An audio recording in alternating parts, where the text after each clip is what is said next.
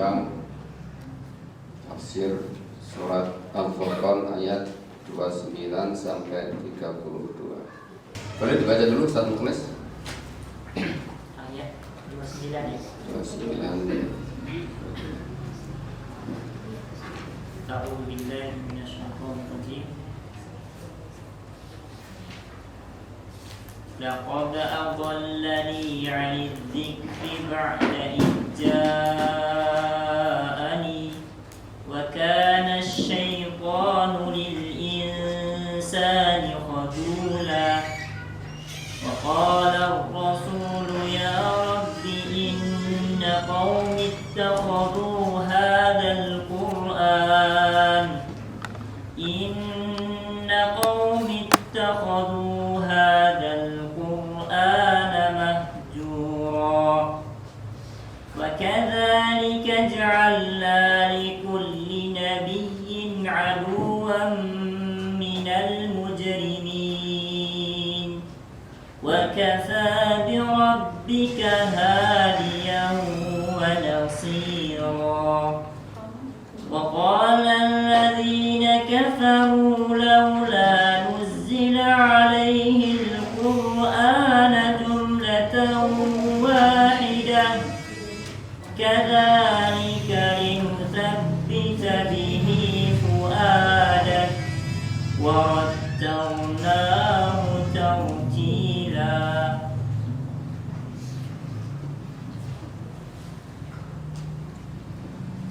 Bismillahirrahmanirrahim. Laqad adallani 'anil zikri. Laqad adallani, sungguh telah menyesatkan aku 'anil zikri, dari berzikir. Ba'da idh ja'ani, setelah zikir itu datang kepadaku, sampai kepadaku.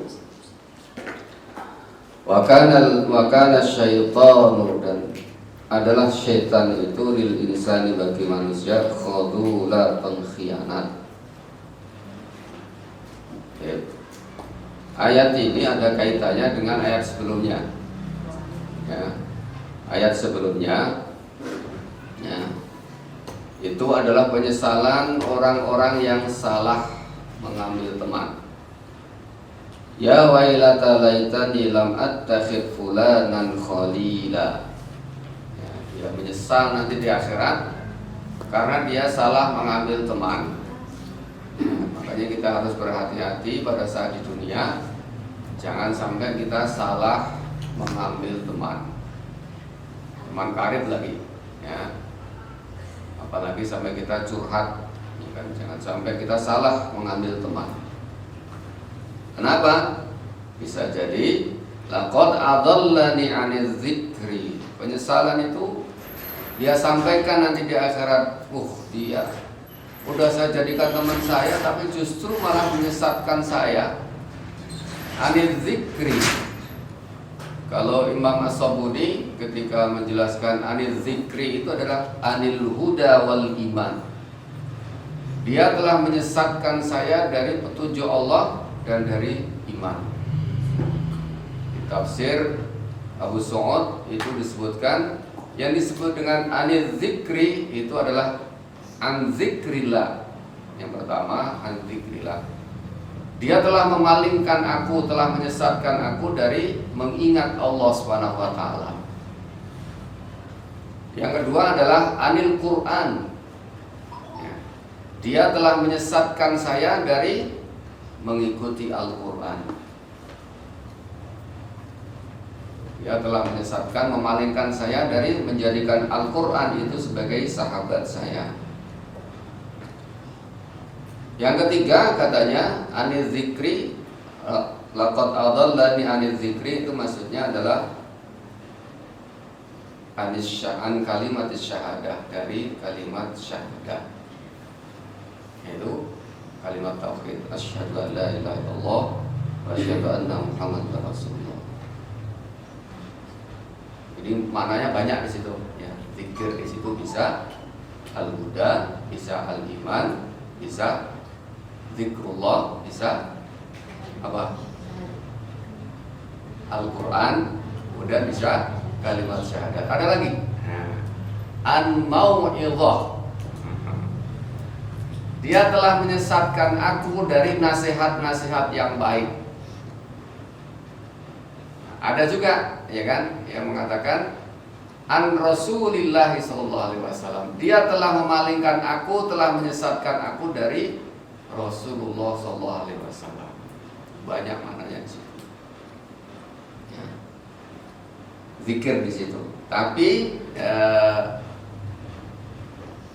memang beda-beda, ya kan. Tapi kebanyakan itu mengambil yang dimaksud dengan al-zikri di situ adalah Al-Quran.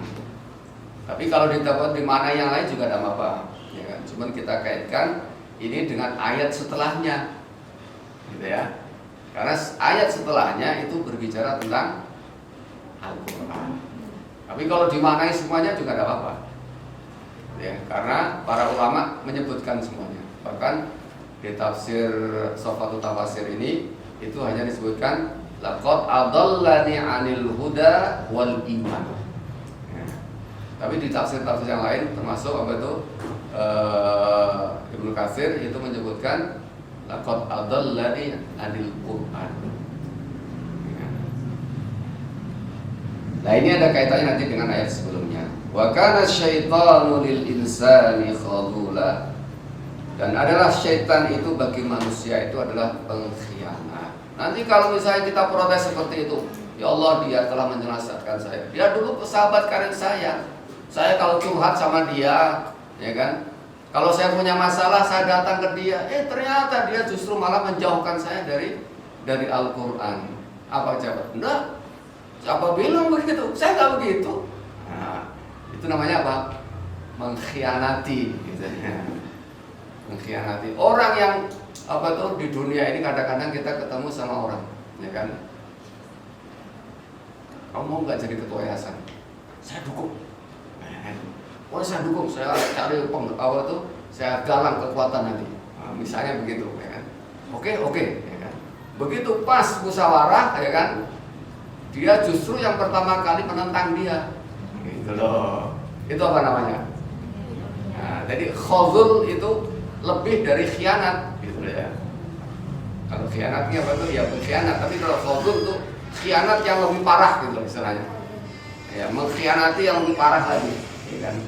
Karena apa? Dia berlepas diri dari apa yang dulu pernah dia ajak. Nah, jadi di dalam hidup ini kita harus berhati-hati. Ada orang-orang dekat kita, ya kan, yang kelihatannya baik sama kita, justru menjauhkan kita dari Allah Subhanahu wa taala, menjauhkan kita dari Al-Quran. Dan nanti kalau kita menyesal, maka orang seperti ini akan berlepas diri dari tanggung jawab. Enggak, saya enggak pernah kok ngajak begitu. Nah, terus kita mau ngomong apa? Ya, enggak bisa, ya kan? Dia berlepas diri.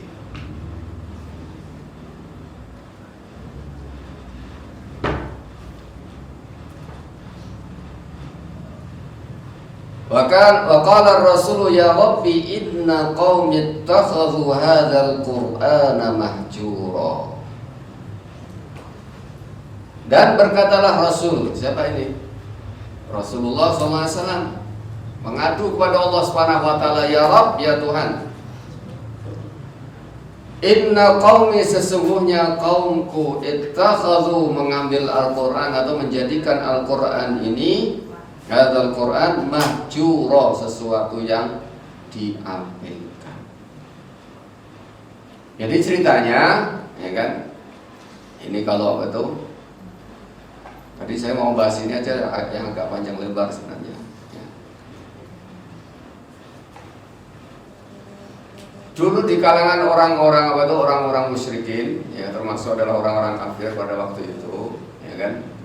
Ketika Al-Quran ini turun kepada Nabi Sallallahu Alaihi Wasallam, ya kan, kemudian Nabi membacakan ayat-ayat Al-Quran, apa yang mereka lakukan? Mereka membuat gaduh, gitu ya, membuat gaduh supaya orang-orang ini tidak peduli dengan Al-Quran, mengabaikan Al-Quran, membuat gaduh, ya kan.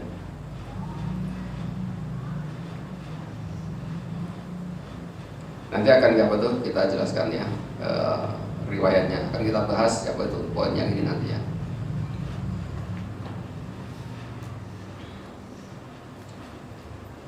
Wa kadzalika ja'alna likulli nabiyyin aduwwan minal mujrimin.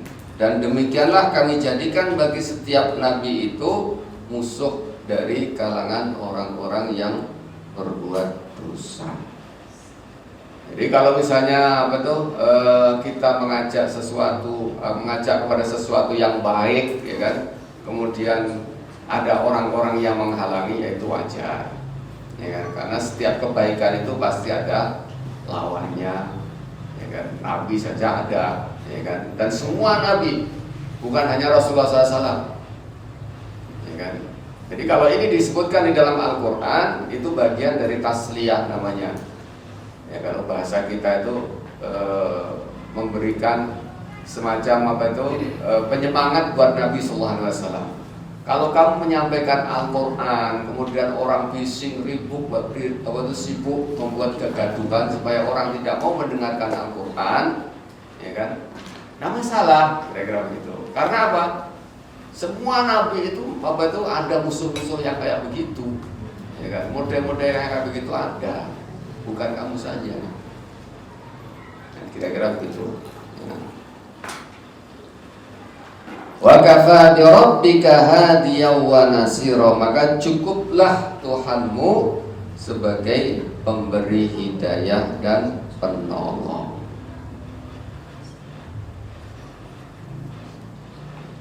Penolong dari siapa? Ya dari musuh-musuh tadi itu. Ya. Jadi mendakwahkan Al-Quran, memperjuangkan Al-Quran itu bukan berarti tanpa hambatan, selalu ada halangan yang merintangi kita. Wa qala alladziina kafaru, dan berkatalah orang-orang kafir,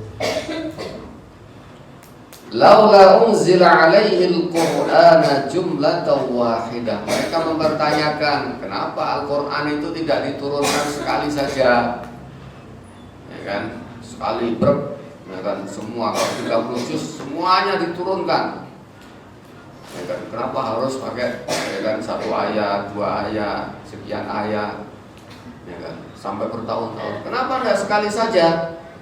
Nah, ada hikmahnya yang diberikan oleh Allah Subhanahu wa taala. Mereka protes seperti itu.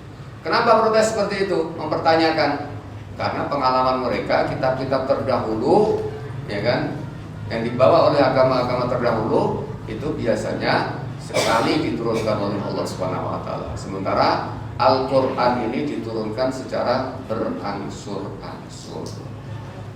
Jadi kalau bahasa Al-Qur'an itu pakai inzal sama tanzil. Kalau inzal itu adalah jumlah wahidah min lauhil mahfuz ila sama'id dunya. Dari lauh mahfuz sampai ke langit dunia.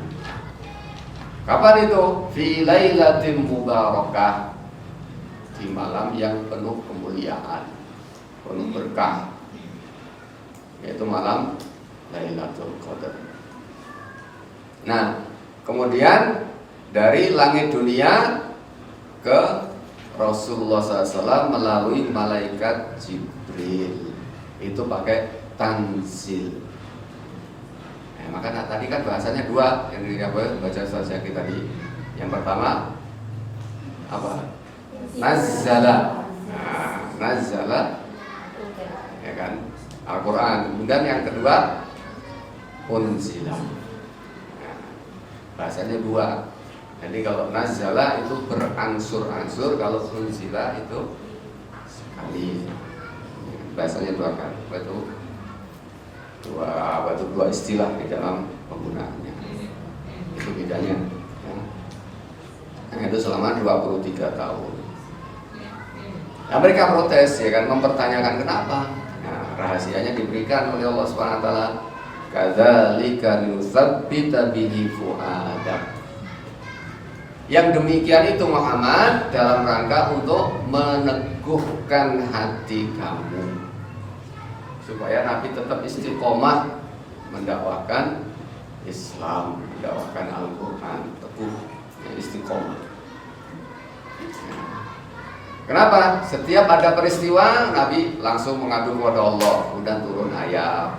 Nah, ketika Nabi sedih, ya kan, turun ayat yang memberikan kabar gembira. Misalnya ketika Khadijah meninggal, ya kan, kakeknya meninggal, pamannya meninggal, misalnya kan, turun surat Yusuf misalnya, ya kan. Untuk apa? Memberikan hiburan buat Nabi, gitu ya. Wah, ada kok yang lebih parah daripada kamu misalnya. Kamu kan cuma ditinggal istri, ditinggal kakek, tinggal paman. Ini ya kan dibuang sama saudaranya malahan. Kira-kira begitu. Untuk apa? Meneguhkan hati Nabi sallallahu alaihi wasallam.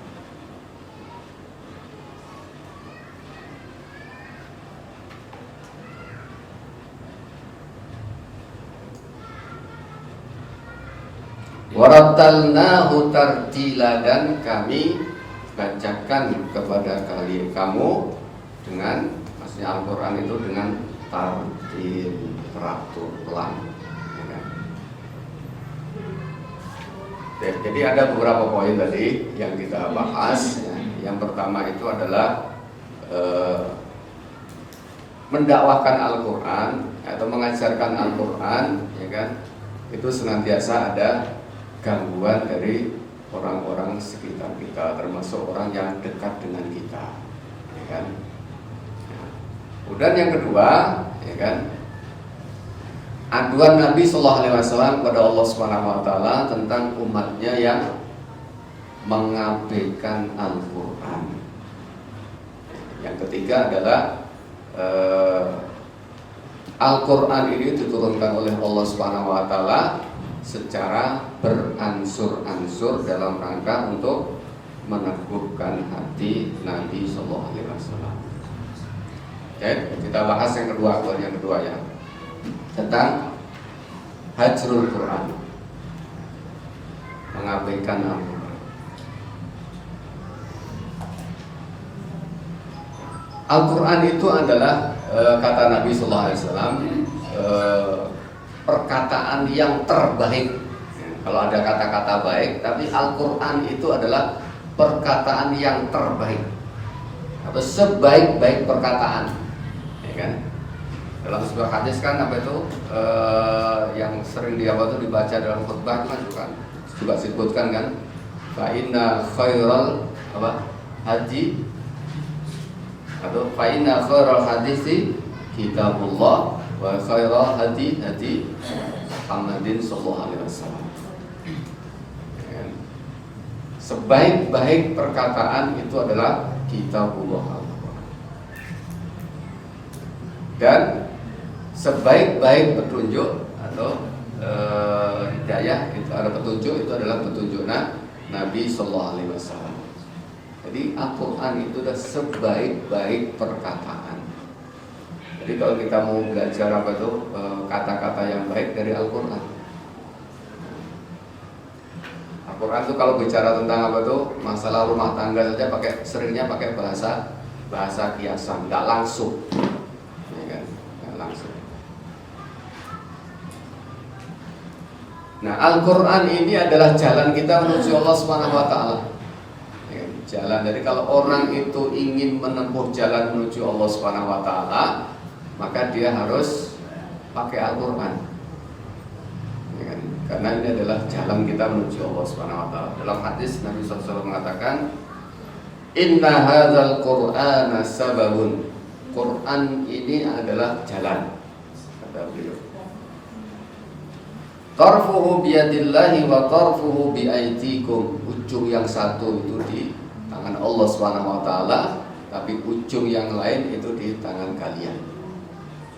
Fatamassaku bihi, maka pegang eratlah Al-Quran ini, karena ini yang akan menghubungkan kita dengan Allah Subhanahu Wa Taala. Fa innakum lan tadillu wa lan tuhliku ba'dahu abada. Karena kalau kalian pegang teguh Al-Quran itu, maka kalian tidak akan tersesat dan tidak akan celaka selamanya setelah itu. Hadis ini diriwayatkan oleh Imam Tabrani dengan sanad sahih dan disahihkan oleh Al-Albani. Kemudian dari Zaid bin Arqam misalnya, Rasulullah SAW juga mengatakan, ala wa ini tarikun fikum thaqalaini.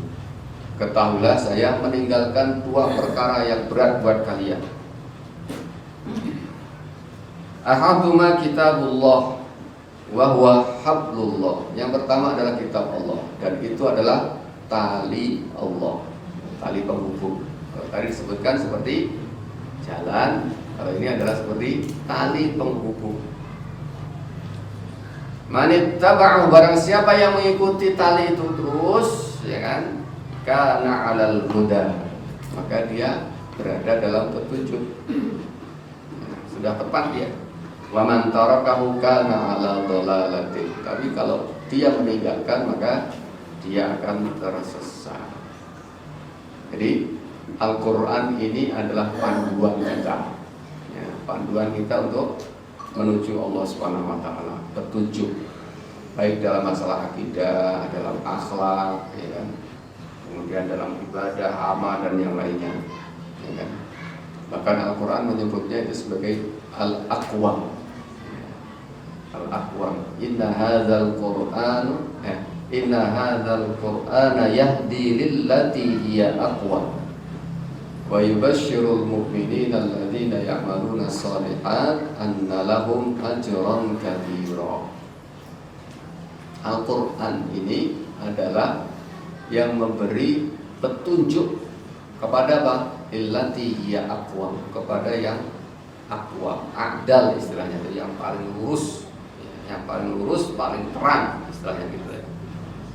Kalau Imam As-Sa'di mengatakan a'dal wa a'la minal aqaid wal a'mal wal akhlaq.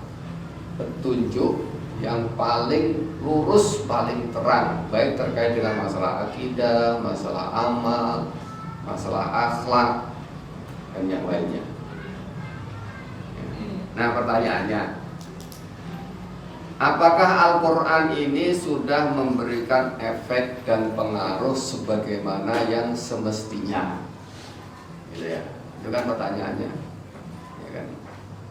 Mungkin ada mengatakan sudah, ya, di kalangan tertentu, ya kan? Tapi bisa jawabannya belum. Karena apa? Ternyata memang efeknya itu tidak terjadi pada seluruh umat Islam, gitu ya. Kalau kita tanya misalnya, berapa sih jumlah umat Islam di Indonesia? Kan kalau 80% berapa dari berapa sekarang? 220 ya, 220 juta.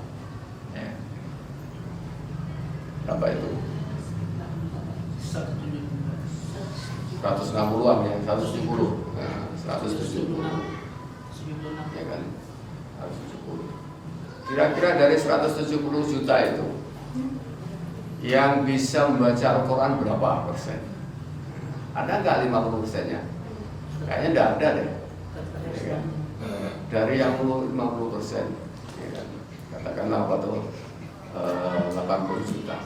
Itu kira-kira yang membacanya lancar, ya kan? Yang membacanya lancar, ya kan? Yang membacanya lancar. Berapa persen kira-kira? Ada nggak 50% kira-kira? Dari yang membacanya lancar, kemudian yang membacanya bertajwid. Dari yang membacanya bertajwid itu kira-kira yang mau tadabbur berapa? Nah, yang mau tadabbur. Kalau sudah, oh iya udah tadabbur. Dari yang sekian yang bacanya lancar, bertajwid, tadabbur, yang mau mengamalkan berapa? Berarti kayaknya jawabannya belum, gitu kan? Belum memberikan efek sebagaimana mestinya.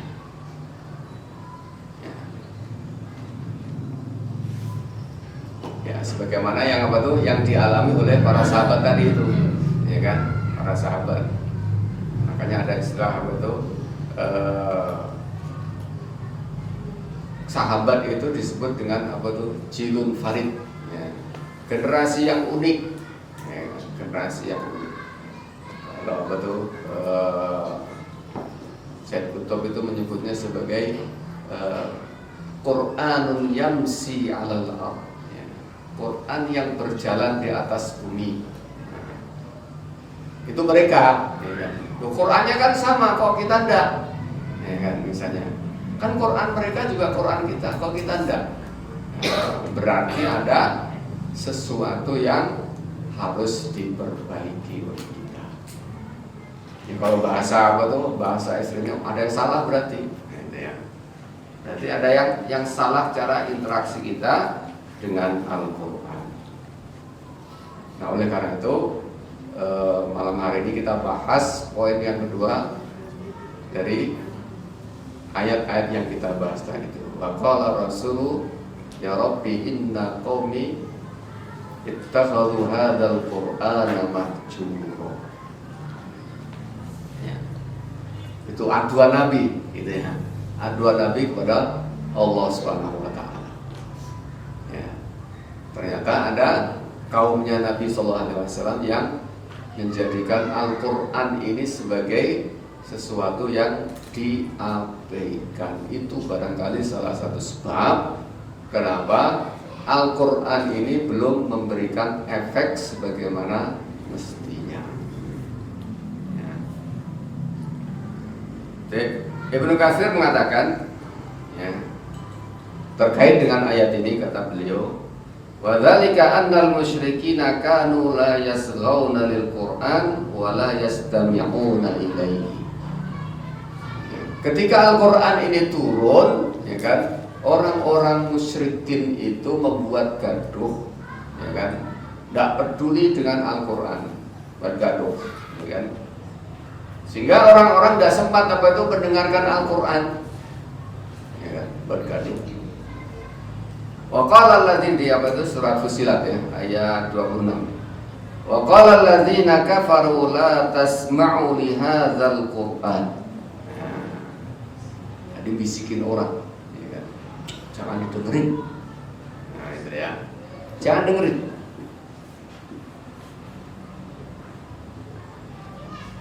Wal ghaw fihi dan buatlah gaduh, ya kan, pada saat Al-Qur'an itu dibacakan. Lalu mereka membuat apa itu persekongkolan seperti itu, ya kan? Jadi kalau pas Al-Quran turun, apa itu jangan dengerin. Bahkan kalau bisa, ya kan, buat gaduh di dalamnya, ya kan? Jadi kalau apa itu Nabi SAW itu menyampaikan kepada mereka, misalnya ayat, ya karena ini apa itu turun apa itu di kalangan apa itu orang-orang Arab yang pada waktu itu memang menentang dakwah Nabi Sallallahu Alaihi Wasallam. Nah, mereka buat apa tuh gaduh, ya kan? Supaya dia tidak mendengar, orang lain juga nggak dengar, gitu ya. Kalau dia nggak dengar, orang lain juga tidak mendengar. Nah, itu apa tuh yang disebut dengan hajru, ya kan? Karena yang disebut dengan kaum di situ bukan hanya orang Islam saja, termasuk orang-orang yang didakwahi Nabi Sallallahu Alaihi Wasallam, itu juga termasuk kaumnya Nabi Sallallahu Alaihi Wasallam, gitu ya. Jadi bukan hanya orang-orang Islam saja. Jadi kalau berdasarkan ini maka hajru di situ tidak memperdulikan atau mengabaikan di situ adalah tarkul imanu bihi, nggak mau mempercayainya, yang pertama. Makanya kemudian beliau mengatakan tarku tasdiqihi min hijranihi. Jadi kalau tidak percaya dengan Al-Quran itu termasuk mengabaikan. Ada nggak sekarang orang Islam yang tidak percaya dengan Al-Quran? Ada, bukan tidak ada, ya kan? Coba aja kita baca-baca di apa itu beberapa literatur, ada, ya kan? Bahkan ada yang ingin merevisi Al-Quran, ya kan? Karena apa? Al-Quran itu dianggap sebagai produk budaya.